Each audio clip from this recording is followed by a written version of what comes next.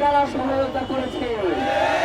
এই যে শত কোটি টাকার লেনদেন একজন মানুষকে হত্যা করবার জন্য যারা নেশাগ্রস্ত রয়েছে তাদেরকে 1 লাখ টাকা দিলেও খুশি মনে যায় এখন তৈরি আছে, তার জন্য শত কোটি টাকার প্রয়োজন হয় না।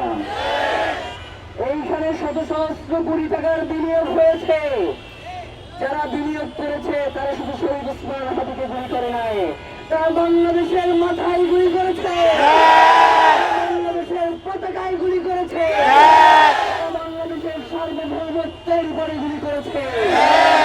বাংলাদেশের সার্বভৌমত্ব রক্ষা না হলে বাংলাদেশের মানুষের আজাদী থাকবে না। সুতরাং বাংলাদেশের এই পতাকা, বাংলাদেশের সীমান্ত, বাংলাদেশের মানচিত্র রক্ষা করতে হলে ওসমান হাদির খুনিদের বিচার নিশ্চিত করতে হবে। প্রিয় ভাইয়েরা, ডিবি অফিস থেকে বলা হইল শহীদ ওসমান হাদি যেই দিন গুলিবিদ্ধ হয়েছে সেই দিন 5টা টিম ছিল ওসমান হাদিকে গুলি করবার জন্য।